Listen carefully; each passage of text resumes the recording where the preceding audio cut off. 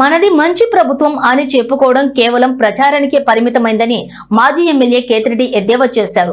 క్షేత్రస్థాయిలో పరిస్థితులు వేరుగా ఉన్నాయని ఆయన ఆరోపించారు. ప్రభుత్వం తనను తాను పొగుడుకోవడమే పనిగా పెట్టుకుందని విమర్శించారు. ప్రచారానికి పెట్టే ఖర్చు ప్రజల సమస్యల పరిష్కారానికి పెట్టాలని ఆయన సూచించారు.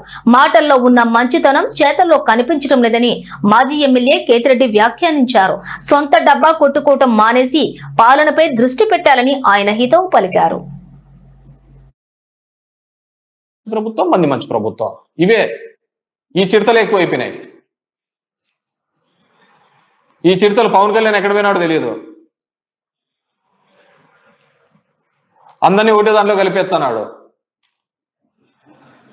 మనమంటూ ఒకటి బతికుంటేనే కదా మనం నమ్మిన విశ్వాసాలు మనం అన్నీ ఉండేది. ఆ విశ్వాసాలు పోయినట్టు మనల్నే చచ్చిపోయిన తర్వాత నేను బాగా రాసి పెట్టుకోండి. ఈరోజు చెప్తున్నా, రాబోయే సంవత్సరంన్నరలో సగం ఊర్లు ఖాళీ అయిపోతాయి.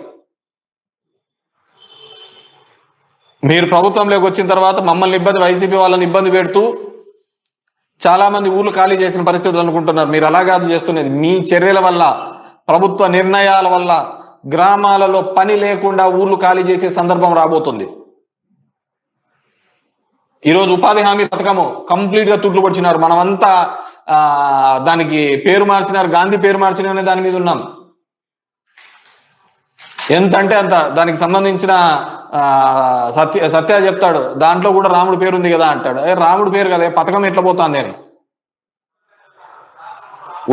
వచ్చే ఫండ్స్ ఎంత, గ్రాంట్ ఎంత, ఏమైపోతున్నాయి, దాని గురించి మాట్లాడండి. 40% ఎప్పుడు పెట్టుకుంటుంది స్టేట్స్?